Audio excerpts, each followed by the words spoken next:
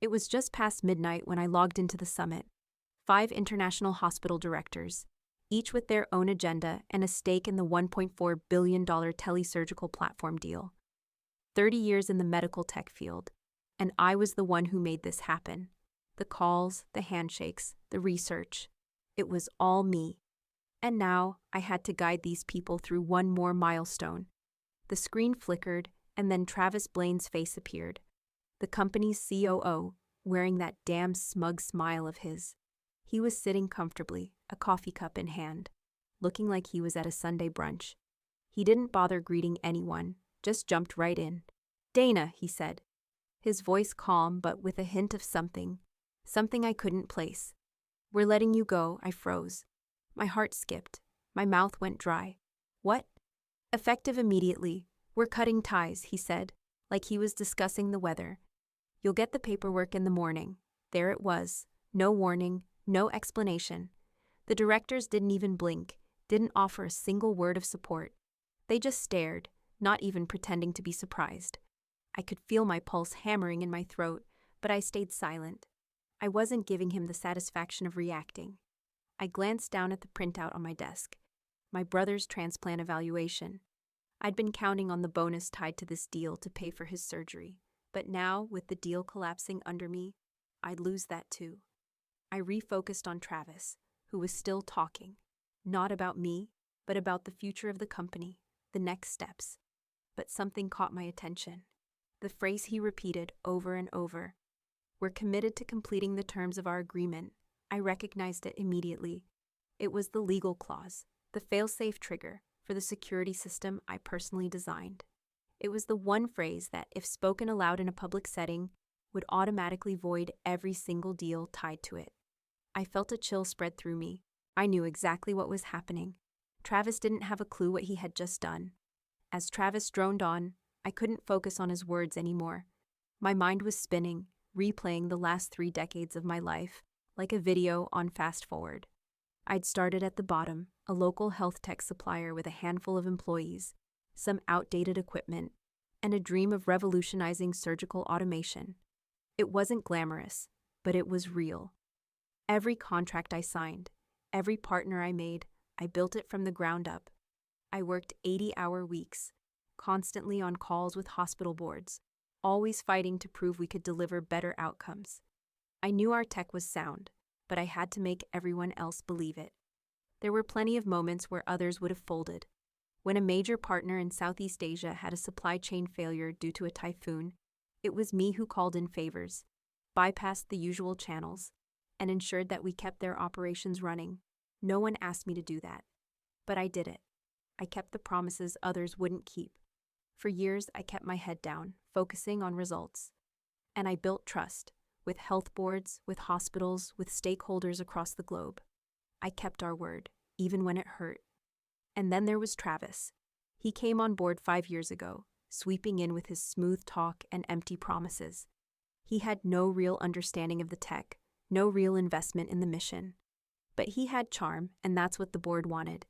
He was good at selling the illusion of success, which was a hell of a lot easier than actually making it happen. And now, he was firing me. With no warning, no gratitude, no nothing. I let out a breath and shook my head. I had let this go before. Hell, I'd let a lot of things go before.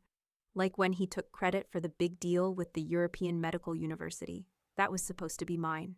I'd spent months negotiating it, aligning everything perfectly.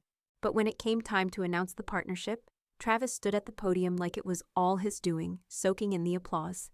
I had been furious then, but I didn't say anything. I let it slide.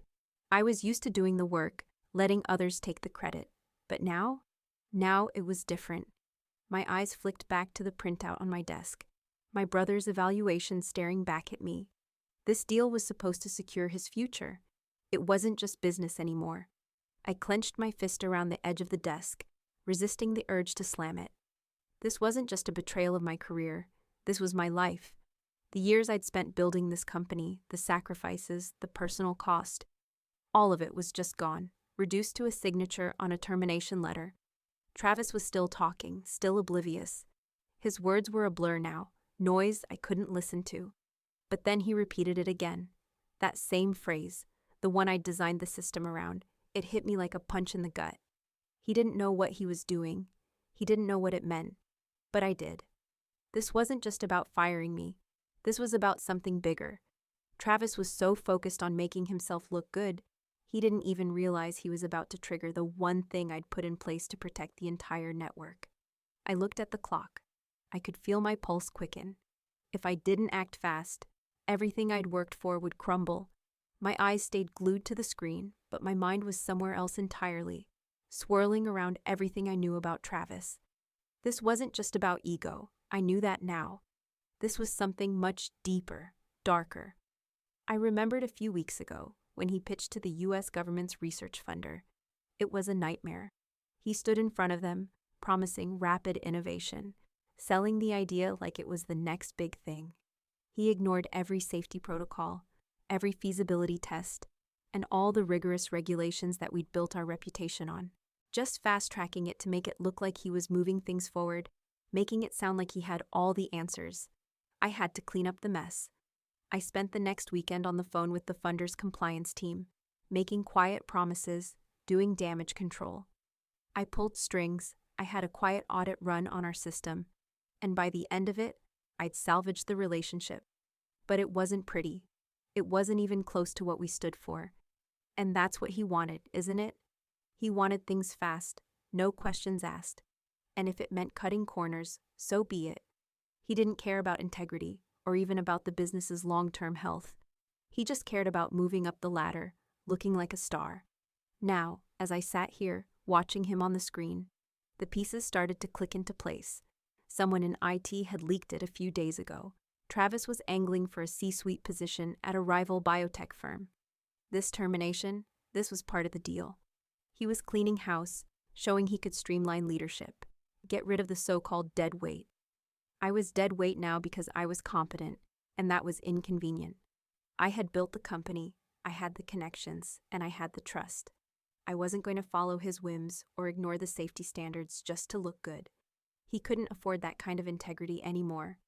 He was cutting me out because I was a threat to his next move. He needed a clean break to show the board that he was the solution, that he could restructure the company and cut out anything that didn't serve his personal agenda.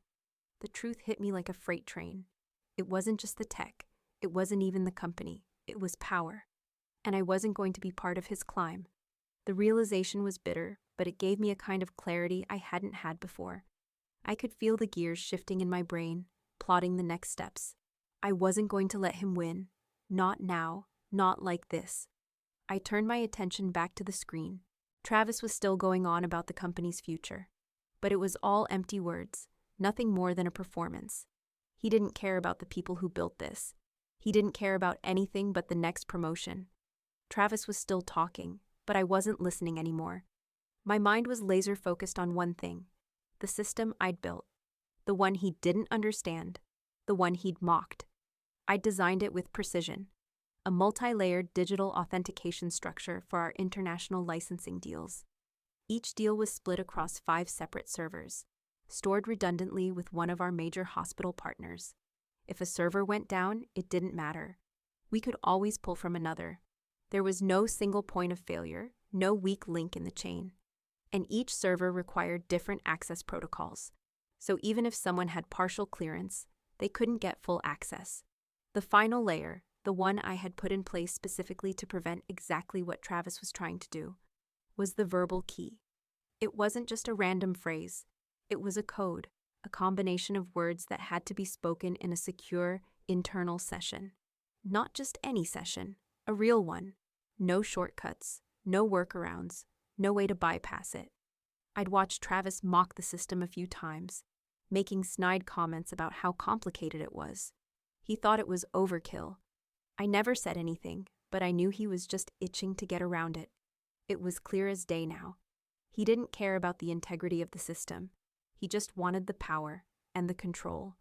If he could unlock everything without me, he'd be untouchable. But he didn't know about the final layer, the thing I'd put in place to protect the company, to protect everything I'd worked for. If the key was spoken aloud in a public session, it triggered an irreversible void on all pending deals. Instantly, all of them. The entire network would collapse. And there he was, repeating the damn phrase again, still completely unaware of the consequence. I could feel my heart hammering in my chest. He had no idea what he'd just done. He thought it was a legal formality, something that would keep the deal moving forward. But he'd just activated the one thing that could undo everything. The moment he said it, it was done. I leaned back in my chair, watching the red alerts start to pop up on the screens of the 5 hospital executives. One by one, each of their devices pinged. A second later, the alerts flashed across my own screen. Authorization void, review required. I didn't need to do anything. The system had already done its job. The deals were now flagged as inactive, and there was nothing anyone could do to reverse it. Travis hadn't noticed yet. He was still talking about future plans, trying to regain control. But I could hear the tension in his voice now. The tone was shifting. His words were less certain, more frantic. He could feel it. Something was wrong. The executives weren't buying his act anymore. They were checking their devices, cross-referencing, trying to make sense of what had just happened. They were realizing slowly that the deal was gone. And I just stayed silent. I didn't need to say anything. I knew exactly what had just happened, and I knew how it was going to play out. This wasn't a mistake anymore. It was a deliberate act of sabotage. And Travis?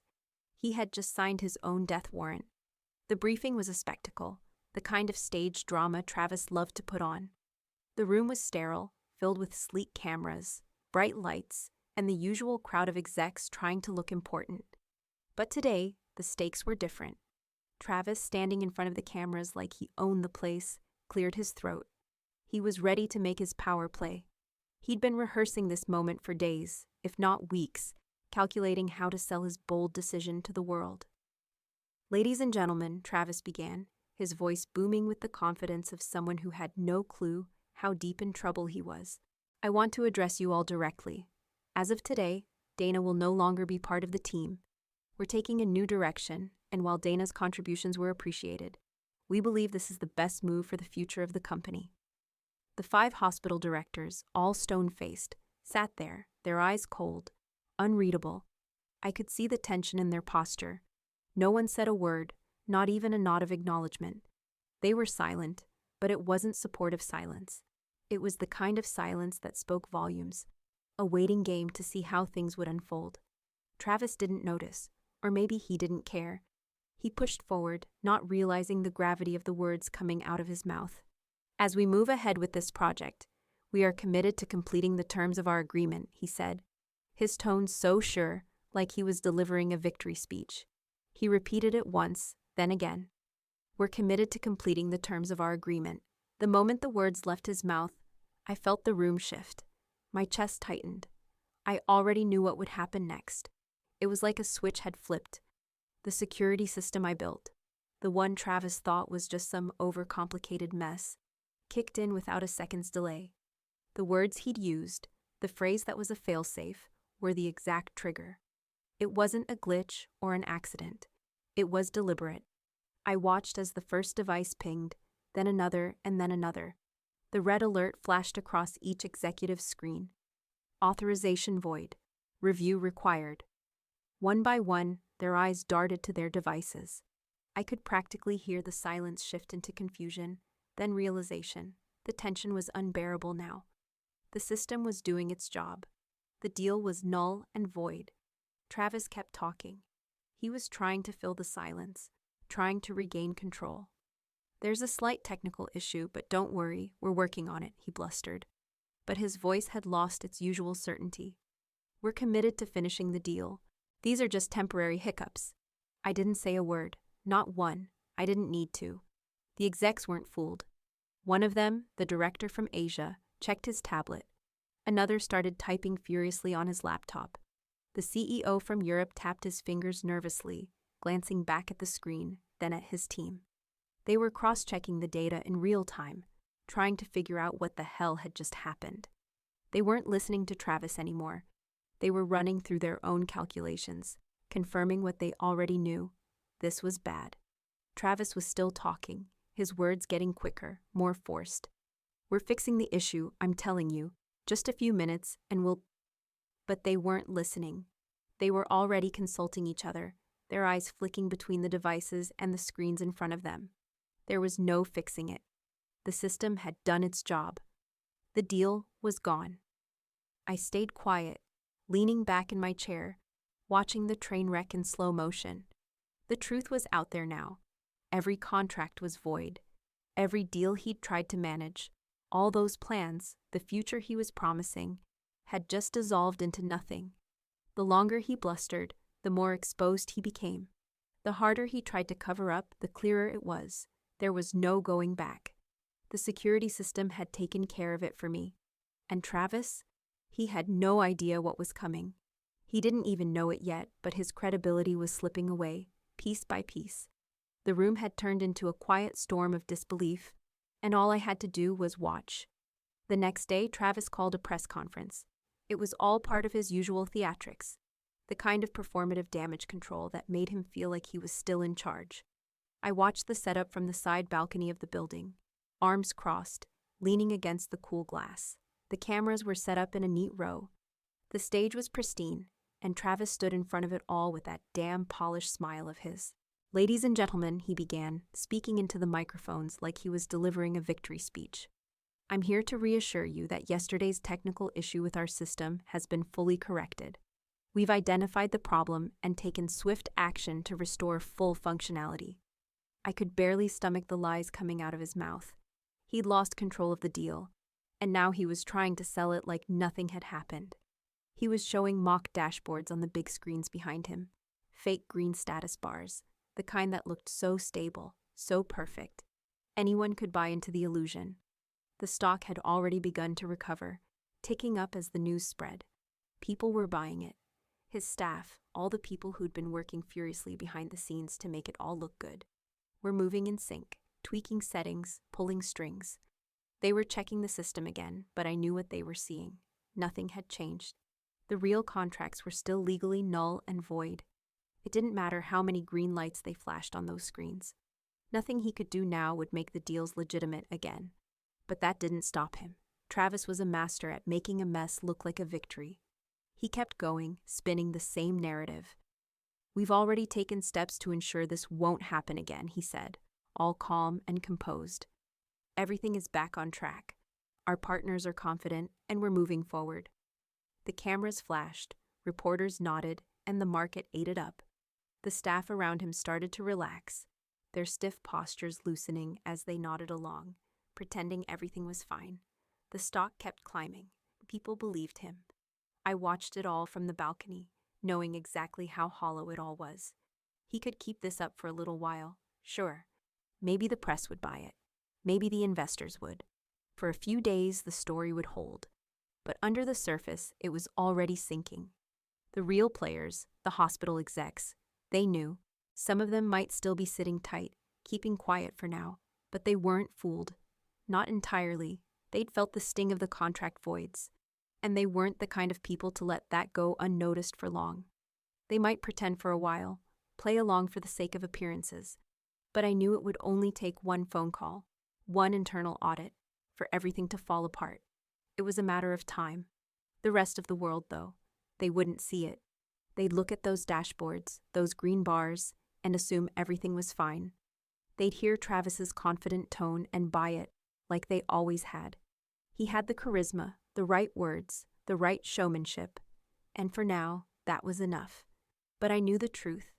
I knew how fragile his fix was. And when the right people started asking the right questions, when the board dug deeper, Travis's house of cards would collapse, and I'd be waiting. Hours later, I was sitting at my desk, still watching the market react to Travis's press conference. The green bars were holding steady, but I knew it was only a matter of time before the truth slipped through. Then my screen lit up with a private video call. It was from one of the hospital directors, the one from Asia. His face appeared on the screen, tight, no small talk. He didn't waste time. "I'm assuming you're aware of what just happened," he said, his voice low but firm. "We've been monitoring the situation closely for the last few months, and I'm sorry to say it's as we feared." I didn't need him to say it outright. I knew exactly what he was talking about. "The European team's already on board," he continued. "We're pulling out of the agreement. effective immediately. The words hit harder than I expected. I wasn't surprised, but hearing it from him, from someone I had worked so closely with, made it feel real. "We've seen enough," he added, glancing at his colleagues who had slowly started to appear on the screen, one by one. "Travis is a liability. We can't risk staying in a partnership that's built on his incompetence. But more importantly, we've been waiting for this moment, Dana. And now that we have proof, we need you." His words echoed in the silence of my office. I leaned forward, gripping the edge of the desk. This was it. This was the moment I'd been waiting for, even if I hadn't known it was coming. The European director spoke next, his face unreadable, but his words clear. "We've all had our suspicions about Travis, but what he did yesterday, it confirmed everything. We're with you. If you're willing, we want you to rebuild the system, under your own name. You've earned it, Dana. You have the vision, the integrity. It's time we make the break." The other directors nodded in unison. There was no hesitation, no second guessing. They were in this, fully. "And we'll follow you wherever you go," the Asian director said, his voice steady now. "All we need is the structure you believe in, and a clean break from all this." The power was back in my hands. I hadn't expected it to come like this, in a private video call, after watching everything unravel. But it was undeniable. They had been waiting for the right moment, and I hadn't even realized I was already standing at the center of it. I felt a surge of something, relief, maybe, or clarity, maybe a little of both. I hadn't expected it to come from these people, but the truth was, they respected me in a way I had never gotten from Travis. They knew I could deliver. They'd always known. It had just taken this mess for them to see it too. I sat back in my chair, staring at the faces on the screen. "So, we're all in agreement?" I asked, my voice steady. The silence that followed wasn't filled with doubt or uncertainty. It was confirmation. "We are," the European director said, his tone resolute. I exhaled slowly, thinking about the weight of what they were asking of me. To rebuild, to take everything I'd spent 30 years creating and pull it away from the wreckage Travis had left behind. "Then it's time," I said, a slight smile tugging at the corners of my mouth. "Let's move forward." With that, we had a plan. And I had the power back.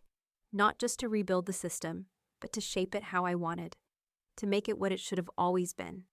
The trust I'd worked for all these years had been broken by one man. But it would take more than that to take me down.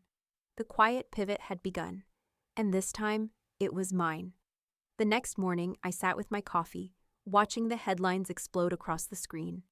1.4B healthcare agreement implodes overnight. The words were sharp, too blunt to be ignored. It didn't matter how many times I read them. The truth settled in. What had been a house of cards built on false promises and empty confidence had finally come crashing down. The analysts were relentless, their voices rising in outrage as they ripped into Travis, calling his leadership delusional, his strategy unsustainable. They picked apart his every move, every failure. They spoke about hubris and recklessness, how he ignored the fundamental structures that had kept the company afloat for decades. He'd bulldozed over everything I'd built, but now it was clear he'd done the same to his own position. The stock price plummeted, and I could almost feel the panic inside the company, even from the calm of my apartment. I knew what was happening behind closed doors. Whispers about layoffs, people scrambling to protect themselves, employees looking for the exit. The entire company was in free fall, and I didn't have to be there to see it. I could practically taste the desperation.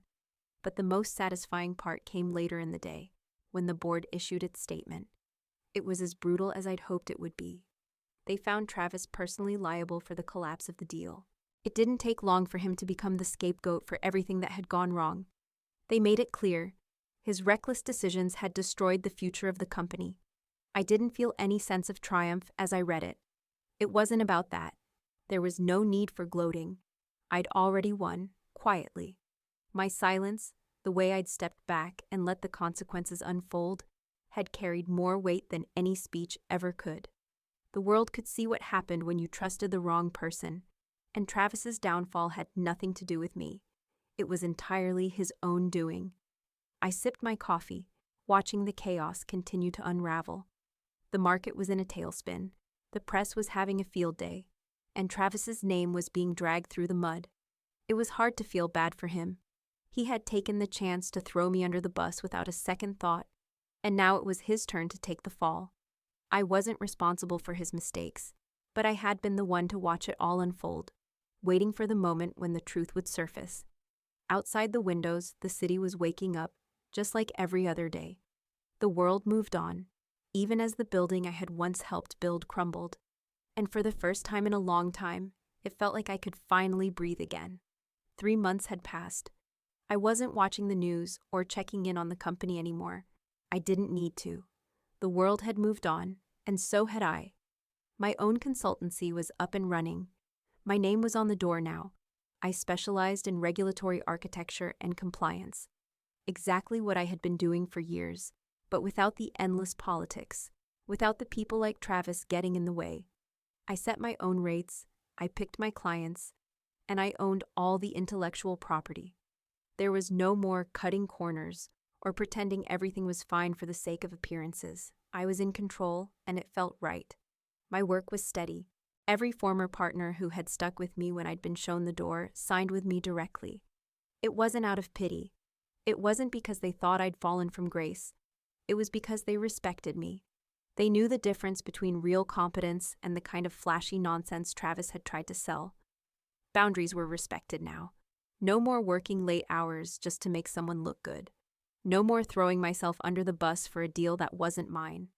I had my reputation back, not just intact, but stronger than it had ever been.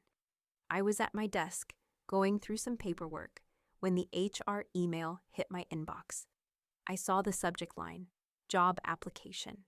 My first thought was that it was just another random submission, but then I saw the name, Travis Blaine. I stared at the email for a moment, then glanced over at the CEO, who was sitting across from me in the small office.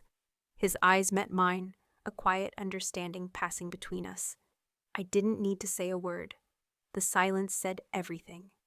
I nodded once, just enough to signal that I had seen it and made my decision. He clicked the button and the application was deleted. No need to drag it out. No words needed. It was done. The same way everything with him had been done. He didn't belong in this world anymore. The irony wasn't lost on me. He had been the one trying to destroy my career, and now here he was, trying to salvage his own. But it wasn't going to happen. Not with me, not in this space.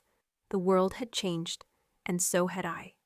And I knew, as I sat back in my chair, that the only way forward for Travis was a constant reminder that his time had passed. It was the last thing I expected. The CEO walked into my office with a small box in his hands. He set it down on my desk without a word, and when I opened it, there was a brass plaque inside. "Never cut off the one who knows where the wires run," it read. I couldn't help but smile, just a little. He didn't need to say anything. The message was clear. I took the plaque, placed it on my desk, and ran my fingers over the smooth surface. The weight of it was fitting, like the weight of everything I had built and fought for. For the first time in years, the air felt light in here. My brother's treatment had been completed, and the bonus from the new deals had come through. I could finally breathe without the looming pressure, the constant fear of what might go wrong. It was all steady now. The past few months had proven that. I stood up from my desk and walked out of the office, glancing over the glass walls of the other rooms. This was mine now. No more shadows, no more pretending. People greeted me as I passed by, not with the forced smiles of performance theater, but with the respect that had always eluded me before. It wasn't just that I'd built something from nothing. It was that I'd done it on my terms, without bending to anyone else's will.